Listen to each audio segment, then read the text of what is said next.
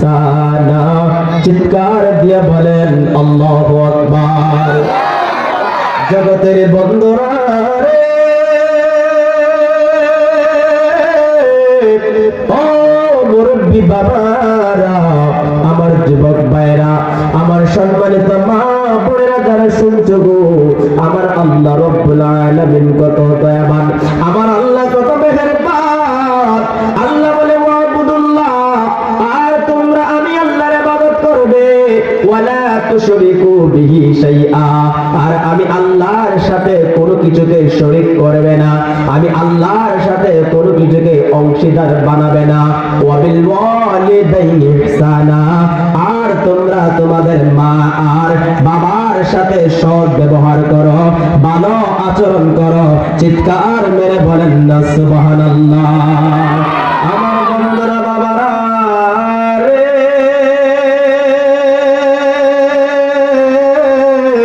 ও দুলুকপুর এলাকার যুবকের দল, দেখুরে আমার আল্লাহ রব্বুল আলামিন এই আয়াতে কারিমায় তিনটা বিষয় উল্লেখ করেছে। এক নম্বরে আল্লাহ বলতেছেন ওয়াবুদুল্লাহ, তোমরা আমি আল্লাহর ইবাদত করো। আল্লাহর ইবাদতের পর আল্লাহ রব্বুল আলামিন বলেন, ও আমার বান্দা, তোমরা যে আমি আল্লাহর ইবাদত করবে, আমি আল্লাহর বندگی করবে, আমি আল্লাহর ইবাদতের সঙ্গে, আমি আল্লাহর বندگির সাথে কোনো কিছুকে অংশীদার বানানো যাবে না, আমি আল্লাহর সাথে কোনো কিছুকে শরীক করা যাবে না। আল্লাহর সাথে যদি কোনো কিছুকে সমতুল্য করা হয়, আল্লাহর সাথে যদি কোনো কিছুকে শরীক করা হয়, তাহলে শিরিক হয়ে যাবে। আর যে ব্যক্তি আল্লাহর সাথে শিরিক করবে গো, ওই ব্যক্তি কখনো মুসলমান থাকতে পারে না। কথা বলেন ঠিক কিনা? আমার বন্ধুরা বাবারা, এরপর পরে আল্লাহ পাক বলে ওয়াবিল ওয়ালিদাইনি ইহসানা, আল্লাহ পৃথিবীর সমস্ত মানুষদেরকে জানায় দিল, বান্দা রে, তোমার যেই মা রয়েছে, তোমার যেই বাবা রয়েছে, যে মা তোমাকে 10 মাস 10 দিন গর্ভে ধারণ করেছে, অনেক কষ্ট সহ্য করে এই পৃথিবীর আলো বাতাস দেখিয়েছে, তুমি যখন জন্ম নিলা, জন্ম নেওয়ার পরে তোমার মুখে খাবার দেওয়ার জন্য, তোমার মুখে খাবার তুলে দেওয়ার জন্য তোমার বাবা দিনকে রাত করে, রাতকে দিন করে, কাজকর্ম করে তোমার জন্য আহারের জোগাড় করেছে, তোমার জন্য খাবারের জোগাড় করেছে। ওই মা আর বাবার সাথে যে মা তোমাকে এত কষ্ট করে লালন পালন করলো, যেই বাবা তোমাকে এত কষ্ট করে লালন পালন করলো রে, ও সন্তানেরা, তোমরা তোমাদের ওই মা আর বাবার সাথে আল্লাহর কোরআন কারীমের মধ্যে মা বাবা সম্পর্কে আল্লাহ জানিয়ে দিল, বান্দা রে, ও আমার বান্দা, আমি আল্লাহর ইবাদতের উপর পড়ি, যাদেরকে আমি আল্লাহ সম্মান দিয়েছি, যাদের সঙ্গে ভালো ব্যবহারের কথা বলে দিয়েছি, যাদের তুমি খেদমত করবা, যাদের সঙ্গে তুমি ভালো আচরণ করবা, তিনারা হলো তোমার মা আর বাবা। কথা বলেন ঠিক কিনা? তোমরা কোনো দিন মা বাবার মনেতে কষ্ট দিও না, তোমরা কোনো দিন মা বাবার মনেতে কষ্ট দিও না। ওরে মায়ের মনে কষ্ট দিলে, ওরে বাবার মনে কষ্ট দিলে আল্লাহ দেশই না, তোমরা কোনো দিন মা বাবার মনেতে কষ্ট দিও না। কথা বলেন ঠিক কিনা? এবার আমার নবী হাদিস পাকের মধ্যে মা বাবা সম্পর্কে আল্লাহর প্রিয় নবী ওনার নূরানি জবান মুবারক দ্বারা হাদিস বর্ণনা করতেছেন। আল্লাহর নবীর দরবারে এক সাহাবী আয়েশা ডাক দিয়ে বলল, ইয়া রাসূলুল্লাহ, নবী গো, ও মায়ার নবী গো, ইয়া রাসূলুল্লাহ আইয়ুল আমালি আহাব্বু ইলাল্লাহি তাআলা ইয়া রাসূলুল্লাহ নবী গো ও মায়ের নবীজি আমি জানতে চাই আল্লাহ তাআলার সাথে আল্লাহ তাআলার কাছে আল্লাহ রাব্বুল আলামিনের কাছে কোন কোন আমলগুলি উত্তম ইয়া রাসূলুল্লাহ নবী গো আল্লাহর কাছে প্রিয় আমলগুলি কি আল্লাহর প্রিয় হাবিব মুহাম্মদ রাসূলুল্লাহ সাল্লাল্লাহু আলাইহি ওয়াসাল্লাম ডাক দিয়ে বলে সাহাবীরে ও আমার সাহাবী আল্লাহ পাক রব্বুল আলামিনের কাছে তিনটা আমল উত্তম সাহাবী বলে নবী গো সেই তিনটা আমলগুলি কি কি আমি একটু জানতে চাই আমার নূরের নবী জিন্দা নবী বলে সাহাবী শুনো শুনো রে এক নম্বরে আল্লাহ রব্বুল আলামিনের কাছে উত্তম আমল হলো রে উত্তম ইবাদত হলো রে আসসালাতু লিওয়াক্তিহা সময় মতো নামাজ আদায় করা চিৎকার দিয়ে বলেন না সুবহানাল্লাহ সাহাবী প্রশ্ন করল নবী গো ও মায়ার নবীজি আল্লাহ রাব্বুল আলামিনের কাছে কি কেমন উত্তম আমার নবীজি জবাব দিয়ে দিল সাহাবী শুনো শুনো রে এক নম্বরে আল্লাহ তাআলার কাছে উত্তম আমল হলো আসসালাতু লিওয়াক্তিহা সময় মতো নামাজ আদায় করা একটু গভীর মনোযোগ দিয়ে শুনেন আমরা যে দৈনিক 5 ওয়াক্ত নামাজ পড়ি এই নামাজ পড়া সুন্নাত ওয়াজিব না ফরজ আওয়াজ দিয়ে বল 5 ওয়াক্ত নামাজ আছে না নাই 5 ওয়াক্ত নামাজ পড়া কিটা ফরজ একটু গভীর মনোযোগ দিয়ে শুনেন নামাজ পড়া কিন্তু ফরজ এই 5 ওয়াক্ত নামাজ নামাজের ভিতরে এবং বাহিরে কয়টা ফরজ আছে আমাদের কয়টা ফরজ আছে নামাজের ভিতরে এবং বাহিরে 13টা ফরজ আছে এই 13টা ফরজের মধ্য থেকে একটা ফরজ হলো ওয়াক্ত মতো সময় মতো নামাজ আদায় করা চিৎকার দিয়ে বলেন না সুবহানাল্লাহ এজন্য আমার আল্লাহ রাব্বুল আলামিন আল্লাহ কোরআনে বলেছেন আল্লাহর ইবাদত করার জন্য আল্লাহর বندگی করার জন্য সাহাবী নবীকে প্রশ্ন করলো নবী গো আল্লাহ তাআলার কাছে কোন আমলগুলি উত্তম আমার নবীও জবাব দিয়ে দিলেন এক নম্বরে উত্তম আমল হলো রে সাহাবী এক নম্বর উত্তম আমল হলো ওয়াক্ত মতো সময় মতো নামাজ আদায় করা সাহাবী ডাক দিয়ে বলে ইয়া রাসূলুল্লাহ নবী গো বলতু ইয়া রাসূলুল্লাহ তুম্মা আইয়ু নবী গো এরপর কোনটি আমার নবী জবাব দিল গো সাহাবী শুনে শোনো আল্লাহর ইবাদতের পরে সময় মতো নামাজ আদায় করার পরই উত্তম আমল হলো রে ক্বালা বিরুল ওয়ালিদাইন তোমার মা আর বাবার সাথে সৎ ব্যবহার করা ভালো আচরণ করা জোরে জোরে বলুন সুবহানাল্লাহ তাহলে আল্লাহর ইবাদতের পর আল্লাহ কোরআনে বলে বান্দা আমি আল্লাহর ইবাদতের পর যাদের সঙ্গে তুমি ভালো আচরণ করবে যাদের সঙ্গে তুমি উত্তম আচরণ করবে তিনারা হচ্ছে বিল ওয়ালিদাইনি ইহসানা তিনারা হচ্ছে তোমার মা আর বাবা আর আমার নবীও হাদিসের মধ্যে বলে গো ওয়াক্ত মতো সময় মতো নামাজ আদায় করার পর করে উত্তম আমল হলো রে ক্বালা বিরুল ওয়ালিদাইন মা আর বাবার সঙ্গে ভালো আচরণ করা উত্তম আচরণ করা বলুন তো এই মা বাবার খেদমত করা দরকার আছে না নাই আওয়াজ দিয়ে বলতে হবে আছে না নাই এ আমার বন্ধুরা বাবারা রে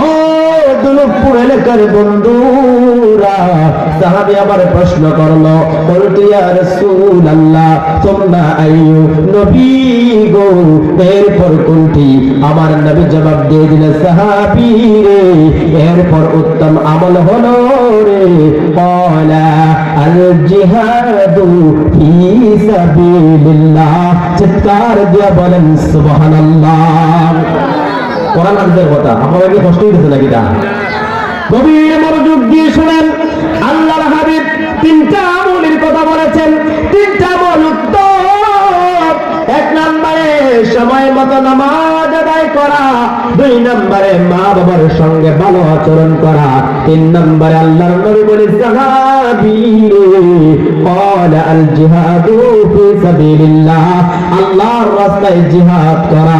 চিৎকার দিয়া বলেন সুবহানাল্লাহ। জগতের বন্ধুরা রে, ও মুরব্বী বাবারা, আমার যুবক ভাইরা, কেন আপনি মায়ের খেদমত করবেন, কেন আপনি বাবার খেদমত করবেন? আরেক সাহাবী আয়েশা ডাক দিয়া বলল, ইয়া রাসূলুল্লাহ, নবী গো, ও মায়ার নবীজি, আমি জানতে চাই সন্তানের উপর মাতা পিতার কি হক রয়েছে। সাহাবী অনেক সাহাবায়ে কেরাম রয়েছেন, ওই সাহাবীদের মধ্য থেকে ওই লোক দাঁড়ায় বলতেছে, ইয়া রাসূলুল্লাহ, ইয়া হাবিবাল্লাহ, নবী গো, সন্তানের উপর মা বাবার কি হক রয়েছে আমি জানতে চাই। আল্লাহর হাবিব বলে, সাহাবী শুনো শুনো রে, মা বাবা হচ্ছে তোমার জান্নাতুকা, মা বাবা হচ্ছে তোমার জন্য জান্নাত, ওয়া নারুকা, আবার মা বাবাই হচ্ছে তোমার জন্য জাহান্নাম। অর্থাৎ সন্তান শুনো শুনো, যে সন্তান মায়ের খেদমত করে, বাবার খেদমত করে, মা বাবার সেবা যত্ন করে, মা বাবার সঙ্গে ভালো আচরণ করে, মা বাবাকে খুশি করতে পারলো, মা বাপ যখন ওই সন্তানের আচার ব্যবহারে কাজে কর্মে সন্তুষ্ট হয়ে যায়, মা বাপ যখন সন্তানের প্রতি সন্তুষ্ট হয়ে যায়, তখন মা বাবার সন্তুষ্টিতে আমার আল্লাহ সন্তুষ্টি হইয়া যায়। আর জবান করলে হইতেই সুবহানাল্লাহ। যে মায়ের সন্তুষ্টিতে, বাবার সন্তুষ্টিতে গো আমার আল্লাহ সন্তুষ্ট হয়ে যায়। আর আল্লাহ যখন কোন যুবকের প্রতি, কোন সন্তানের প্রতি রাজি আর খুশি হইয়া যাবে গো, তখনই আল্লাহ পাক ওই সন্তানকে হুমায় জান্নাতুকা, আল্লাহর জান্নাত দান কইরা দিব। ভাই আরেকটা শব্দ হইতেছে, দেখেন সাউন্ডটা ক্লিয়ার করে দেন। দূরে শুনে পড়েন, আল্লাহুম্মা সাল্লি আলা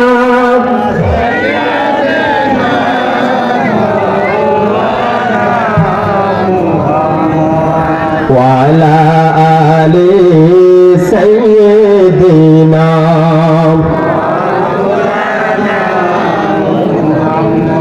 সম্মানিত হাজিরিন, আল্লাহর হাবিব ডাক দিয়ে বলে, সাহাবী রে, ও সাহাবী, মা বাবা যখন সন্তানের প্রতি রাজি আর খুশি হয়ে যায়, তখন ওই সন্তানের প্রতি আমার আল্লাহ রাব্বুল আলামিন রাজি আর খুশি হয়ে যাবে। আর আল্লাহ পাক যখন কোন সন্তানের প্রতি রাজি আর খুশি হইয়া যাবে রে, তখনই আল্লাহ পাক ওই সন্তানকে আল্লাহর জান্নাতে প্রবেশ করাবে। জুড়ে জুড়ে কন্যা সুবহানাল্লাহ। এই আমার বন্ধুরা, বাবারা, মা বাবার খেদমত করলে কত লাভ জানেননি? একটা গভীর মনোযোগ দেখে ওয়াকে শ্রবণ করুন। আল্লাহর পয়গম্বর হযরত সুলাইমান আলাইহিস সালামের প্রতি আল্লাহ ওহী নাযিল করলেন। আল্লাহ ওহী নাযিল করে সুলাইমান নবীকে জানাইয়া দিল, গো ও বন্ধু সুলাইমান, যাও যাও, তুমি জিন জাতিদেরকে নিয়ে, তোমার সৈন্যদেরকে নিয়ে অমুক সাগরের মধ্যে চলে যাও। ওই সাগরের মধ্যে যায়া রে আমি আল্লাহ রাব্বুল আলামিনের কুদরতের কিছু নিদর্শন দেখে আসো। এবার হযরত সুলাইমান আলাইহিস সালাম অনেক জিন জাতিদেরকে সঙ্গে নিয়া, জিন জাতিদেরকে সঙ্গে নিয়া, সৈন্যদেরকে সঙ্গে নিয়া তিনি ওই সাগরের তীরে চলে গেল। ওই সাগরে যাওয়ার পরে গো সুলাইমান নবী তাকায়া দেখে রে, ওই সাগরের পারে আল্লাহ রাব্বুল আলামিনের তেমন কোন কুদরতের নিদর্শন দেখা যায় না। এবার সুলাইমান নবীর সঙ্গে অনেক শক্তিশালী জিন ছিল। ওই জিনদের মধ্য থেকে গো অনেক শক্তিশালী একটা জিনকে আল্লাহর পয়গম্বর সুলাইমান আলাইহিস সালাম আদেশ দিলেন, ও জিন পানির ভিতরে ডুব দাও, ডুব দিয়া দেখো রে পানির তলদেশে আল্লাহ রাব্বুল আলামিনের কুদরতের কি নিদর্শন রয়েছে। এবার ওই যে সুলাইমান নবীর কথা মতো পানির ভিতরে ডুব দিল। ডুব দিতে দিয়ে যেতে যেতে পানির বহু গভীরে চলে গেল, কিন্তু মাটির কাছে বসতে পারলো না। পানির তলদেশে মাটির কাছে যেতে পারলো না। আল্লাহ রাব্বুল আলামিনের কুদরতের তেমন কোনো নিদর্শন দেখতে পেল না। ওই জিনটা সুলাইমান নবীর কাছে এসে ডাক দিয়ে বলে, নবী গো, ও আল্লাহর পয়গম্বর সুলাইমান, আমি পানির মধ্যে ডুব দিয়ে বহু গভীরে গিয়েছি, কিন্তু পানির তলদেশে পৌঁছতে পারি নাই। আল্লাহ রাব্বুল আলামিনের কুদরতের তেমন কোনো নিদর্শন দেখতে পেলাম না। এবার সুলাইমান আলাইহিস সালাম প্রথম জিনের চাইতে আরো দ্বিগুণ শক্তিশালী আরেকটা জিনকে তিনি হুকুম দিলেন, আদেশ করলেন। ওই জিনটাও সুলাইমান নবীর কথা মতো পানির ভিতরে ডুব দিয়েছে। যেতে যেতে যেতে যেতে রে বাবারা, প্রথম জিনের তুলনায় আরো দ্বিগুণ গভীরে চলে গেল, কিন্তু ওই জিনটাও মাটির কাছে বসতে পারে নাই। আল্লাহ রাব্বুল আলামিনের কুদরতের তেমন কোন নিদর্শন দেখতে পেল না। ওই জিনটা নবীর কাছে এসে ডাক দিয়ে বলে, নবী গো,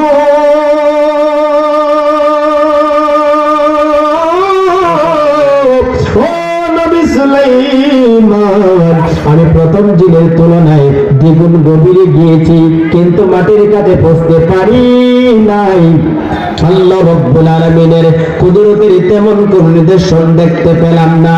যেখানে জিন ব্যর্থ হয়ে গেল, এবার হযরত সুলাইমান নবী ওনার আপন উজির আসিফ বিন বারখিয়া রাহমাতুল্লাহি তাআলা আলাইহি, যিনি ছিলেন সালিহিন বান্দা, আল্লাহ ওয়ালা, যিনি ছিল আল্লাহর একজন ওলি, ওই আসিফ বিন বারখিয়াকে সুলাইমান আলাইহিস সালাম আদেশ দিলেন, ওরে আসিফ বিন বারখিয়া, দেখো রে পানির তলদেশে আল্লাহ রাব্বুল আলামিনের কেমন কি কুদরতের নিদর্শন রয়েছে।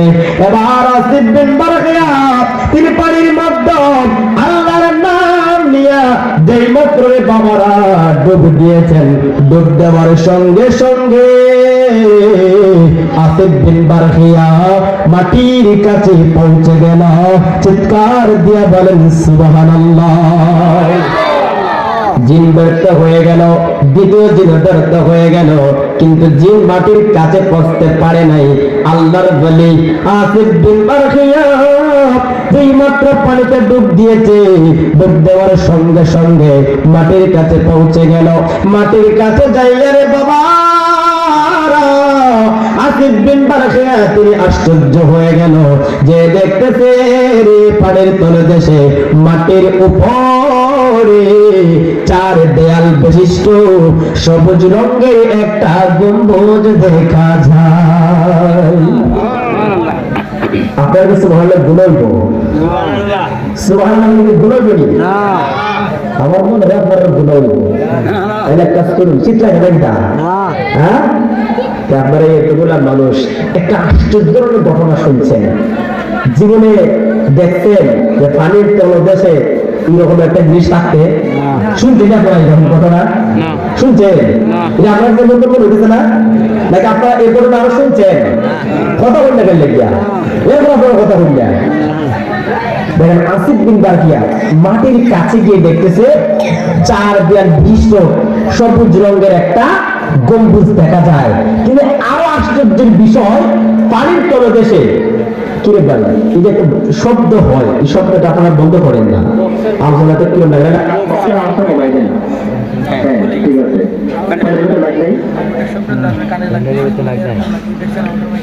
ঠিক আছে, ঠিক আছে, এটা না একটা প্লেন শব্দ হয়, ঠিক আছে, একটা প্লেন শব্দ হয়, আপনারা বক্তার আওয়াজটা হালকা করে নিয়ে শুনে মাইকের আওয়াজটা পায়, মাইকের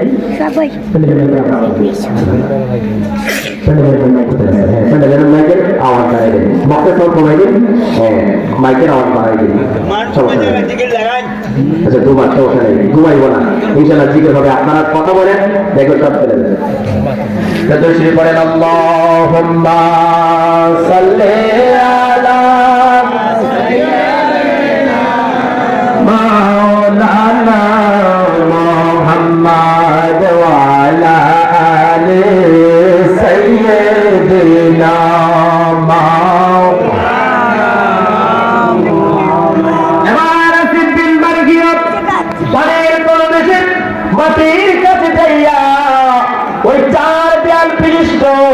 গম্বুজ দেখে তিনি আশ্চর্য হয়ে গেলেন। ওই গম্বুজের 4টা দরজা রয়েছে, 4টা দরজায় পানির ভিতরে খোলা, কিন্তু এক ফোঁটা পানি ওই গম্বুজের ভিতরে প্রবেশ করে না। আপনার কাছে নৌকা আছে না নাই?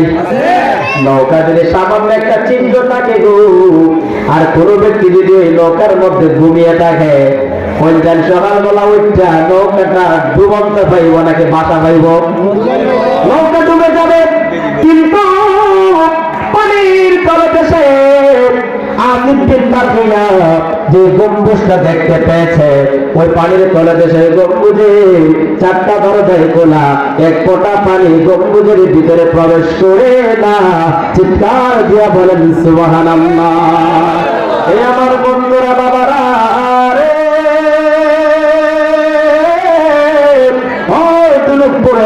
যুবকের দল এবার আসিফ বিন বারখিয়া ওই গম্বুজটাকে আল্লাহর পয়গম্বর হযরত সুলাইমান আলাইহিস সালামের দরবারে উপস্থিত করলেন। আল্লাহর পয়গম্বর সুলাইমান নবী ওই গম্বুজের ভিতরে তাকায়া দেখে, ওই গম্বুজের ভিতরে নওজোয়ান সুদর্শন একটা যুবক আমার আল্লাহ তাআলার ইবাদতের মধ্যে মশগুল রয়েছে।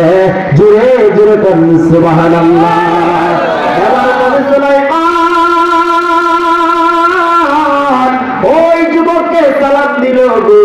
যুবক সালামের উত্তর দিলেন এবং বললেন, যুবক রে, আমি বলছি নবী সুলাইমান, ও যুবক, এই গম্বুজ সম্পর্কে আমি জানতে চাই। এই গম্বুজের ভিতরে তুমি কেমন করে আসলা? এই গম্বুজের এমন কি আশ্চর্য ধরনের ঘটনা রয়েছে? আমাকে এই গম্বুজের মহিমা বর্ণনা করো। যুবক দিয়ে বলে, নবী গো, নবী গো, ও নবী সুলাইমান, শুনুন গো, আমার তেমন কোনো ইবাদত নাই, আমার তেমন কোনো আমল নাই, কিন্তু আমার জীবনে একটা আমল ছিল গো। ওই আমলটা হলো, আমার মা ছিল অন্ধ, আমার বাবা ছিল পঙ্গু, আমার মা ছিল অন্ধ। বাবার দেখেন, কেন মায়ের খেদমত করবেন? কেন বাবার খেদমত করবেন? বাবার সঙ্গে কেন ভালো আচরণ করবেন? যুবক রে, যুবক, মায়ের খেদমত যদি মনের মতন করতে পারো, বাবার খেদমত যদি তোমার মনের মতন করতে পারো, তোমার প্রতি যদি মা বাবা সন্তুষ্ট হইয়া 2টা হাত বাড়াইয়া তোমার জন্য আল্লাহর দরবারে দোয়া করে, তুমি ইহকালও দামি পরকালও দামি হইয়া যাইবা। কথা বলেন ঠিক কিনা? ওই যুবক ডাক দিয়া বলে, নবী গো, ও নবী সুলাইমান, আমি যখন দুনিয়ায় ছিলাম, আমার মা ছিল অন্ধ, আমার বাবা ছিল পঙ্গ। আমি আমার ওই মা আর বাবার একদিন নয়, 2 দিন নয়, দীর্ঘ 70 বছর পর্যন্ত খেদমত করেছি। আজকের যুবকেরা যদি একদিন বাবা বিছানায় পড়ে থাকে, বাবা যদি অসুস্থ হয়ে বিছানায় পড়ে থাকে, বাবা যদি মা যদি বিছানায় অসুস্থ হয়ে পড়ে থাকে, 1 দিন 2 দিন যদি তাদের সেবা যত্ন করে, 3 দিনের মাথায় সন্তানের ব্যান্ডেজ লাগে যায়, বলে রে, ওই বুড়া কেন মরে না? ওই বুড়া বেটি কেন মরে না? বলেন বলেন কি বলে না? এরকম কথা বলে কি বলে না? বাবা যদি বলে, বাবা আমার জন্য ওষুধ নিয়ে আনিস, সন্তান মরে, এই দিন টাকাতে ওষুধ আনলাম, হয় কি হয় না? হয়। কিন্তু ওই যুবক নবীকে ডাক দিয়ে বলি, নবী গো, আমি 1 দিন নয়, 2 দিন নয়, দীর্ঘ 70 বছর পর্যন্ত আমার মা ছিল অন্ধ, আমার বাবা ছিল পঙ্গু, আমি আমার ওই মা বাবার খেদমত করেছি, 70 বছর পর্যন্ত খেদমত করেছি। আমার বাবাকে আমি কাঁধে করে করে নিয়ে বেরিয়েছি, আমার মাকে আমি কাঁধে করে করে নিয়ে বেরিয়েছি। জোরে বলুন সুবহানাল্লাহ। এইভাবে আমি আমার মায়ের খেদমত করেছি, আমার বাবার খেদমত করেছি, আমার মাকে আমি গরম পানি করে গোসল করিয়েছি, আমার বাবাকে আমি গরম পানি করে দিয়ে গোসল করিয়েছি। বাবার যখন আমাদের কাজ হয়ে যেত, আমি সন্তান মজুর পানিটা আমার বাবার কাছে নিয়ে গেছি, আমার মায়ের কাছে নিয়ে গেছি। এইভাবে আমি আমার মা বাবার খেদমত করেছি। ও নবী সুলাইমান, যেদিন আমার বাবা দুনিয়া থেকে বিদায় নিয়ে চলে যাবে গো। আমার বাবা এই পৃথিবী থেকে বিদায় নেওয়ার আগে নামাজ পড়ে পড়ে গো আমি সন্তানের জন্য দুইটা হাত বাড়াইয়া আল্লাহর দরবারে একটা দোয়া করেছে, আল্লাহ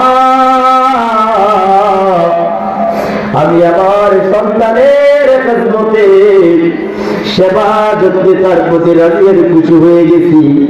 আল্লাহ গো আপনি আমার সন্তানের প্রতি রাজিয়ার খুশি হয়ে যান, আর আমার সন্তানের হায়াত আপনি বাড়ায় দেন। জুড়ে জুড়ে করুন সুবহানাল্লাহ।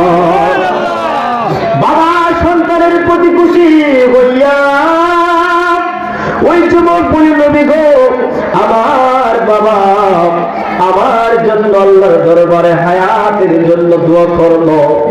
এর কয়েকদিন পরে আমার বাবা দুনিয়ার থেকে বিদায় নিয়ে চলে গেল। আমি সন্তান আপন হাতে বাবাকে গোসল করাইলাম। যার বাবাই দুনিয়ায় নাই সেও একমাত্র বুঝবে বাবা হারা বেটা কত যন্ত্রণা। যার মানায়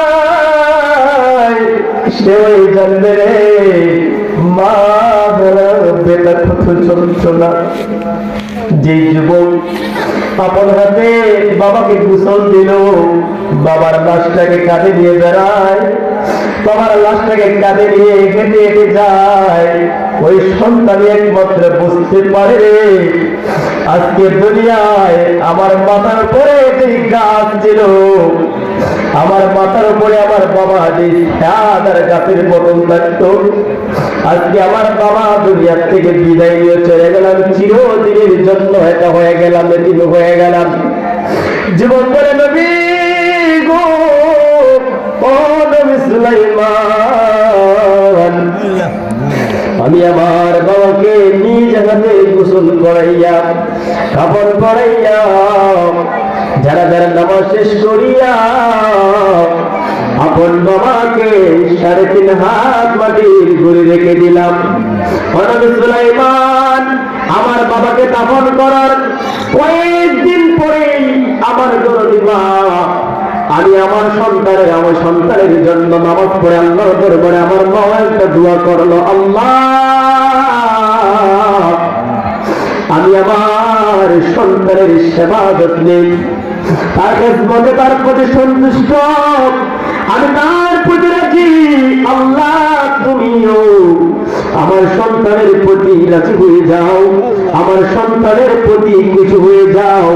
আর আল্লাহ আমার সন্তানকে এমন একটা জায়গায় ইবাদতের ব্যবস্থা করে দাও যে জায়গার মধ্যে শয়তান যেতে পারবে না, শয়তান প্রবেশ করতে পারবে না। জুড়ে জুড়ে কন্যা সুবহানাল্লাহ। মা এমন একটা জিনিস, মা যদি সন্তানের জন্য এই জবান থেকে কোনো একটা দোয়া করে দেয়, বন্দুকের গুলি মিস হইতে পারে, ধনুকের তীর থেকে ধনুক মিস হইলেও হইতে পারে গো, কিন্তু মা বাবা যখন সন্তানের জন্য কোনো দোয়া করে ওই দোয়াটা মিস হয় না, মিস্টেক হয় না, সরাসরি আল্লাহর দরবারে কবুল হয়ে যায়। এজন্য বলিলে বাবা মায়ের মনে কষ্ট দিও না, বাবার মনে কষ্ট দিও না। মা বাবা যদি বেঁচে থাকে মা বাবার খেদমত করিও। ওই যুবক করে নবী আমার মা আমি সন্তানের জন্য আল্লাহর দরবারে 2টা হাত বাড়াইয়া দোয়া করলো। আমার মা দোয়া করার পরে পরই দুনিয়া থেকে বিদায় নিয়ে চলে গেল। আমি জীবনের মতো ব্যতীত হয়ে গেলাম। নবী গো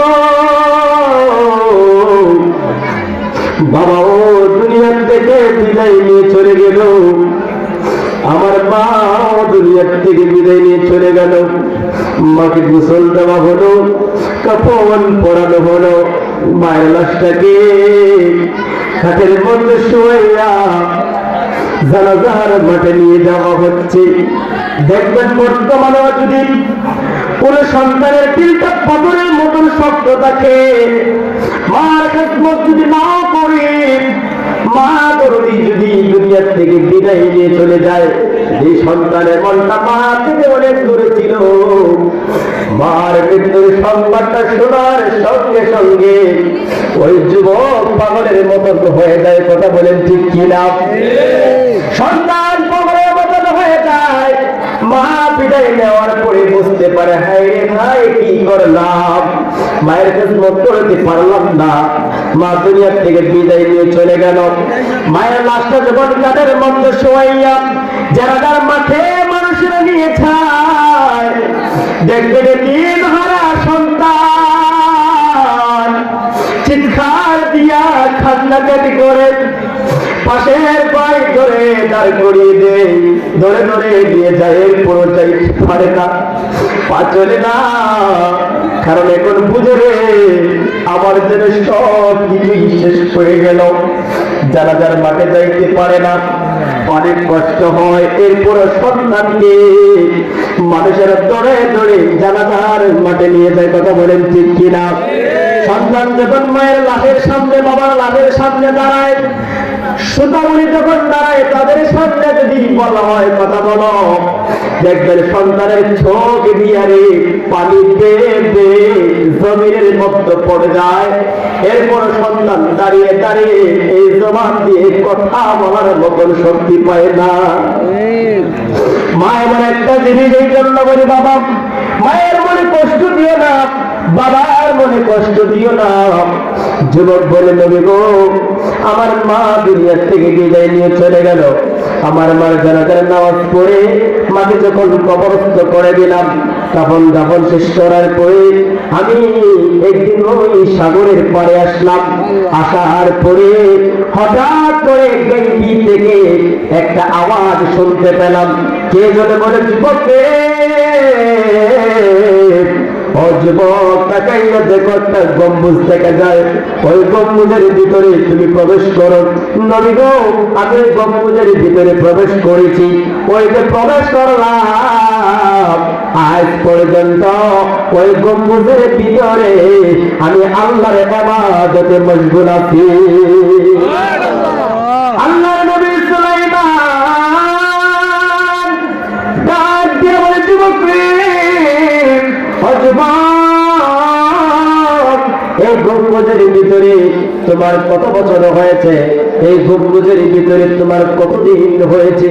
যুবক বলে, নবী গো, এই গম্বুজের ভিতরে আমার কতদিন হয়েছে, কত বছর হয়েছে আমি হিসাব করে বলতে পারবো না, তবে এতটুকু বলতে পারি, এই গম্বুজের ভিতরে আমি হযরতে ইব্রাহিম আলাইহিস সালামের যুগে এসেছিলাম। আল্লাহর নবী সুলাইমান আলাইহিস সালাম হিসাব করে দেখলেন, হযরতে ইব্রাহিম আলাইহিস সালামের যুগে ওই যুবক গম্বুজের ভিতরে প্রবেশ করেছে।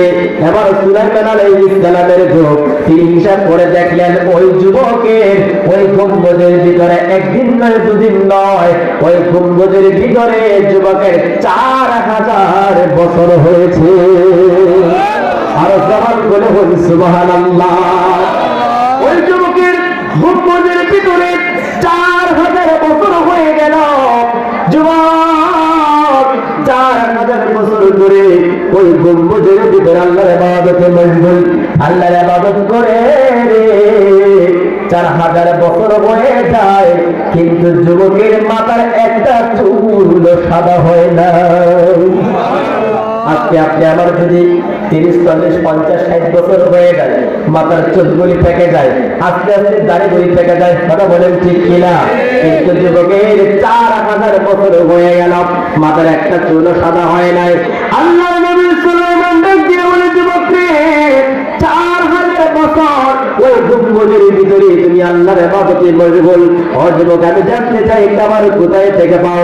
যুবক বলে, নবী গো, একটা পাখি তার পেটে করে কিছু খাবার নিয়ে আসে, সামান্যতম খাবার,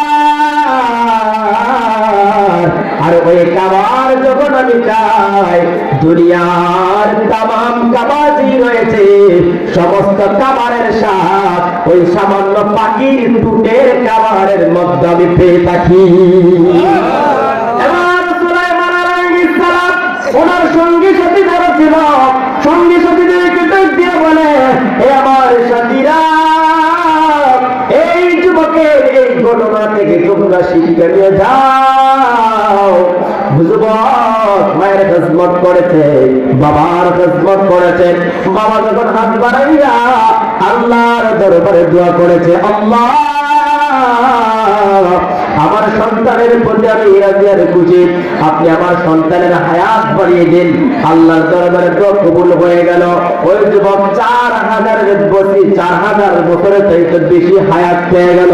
সন্তানের মা আল্লাহর কাছে দোয়া করেছি, আল্লাহ এমন একটা জায়গায় ইবাদতের ব্যবস্থা করে দাও যেখানে শয়তান প্রবেশ করতে পারবে না। আল্লাহ যুবকের জন্য এমন একটা জায়গায় ইবাদতের ব্যবস্থা করে দিলেন, ওই জায়গার মধ্যে শয়তান যাওয়ার ক্ষমতা রাখে না। কথা বলেন ঠিক কিনা? এবং রিজিকের জন্য, খাবারের জন্য কষ্ট করতে হয় না।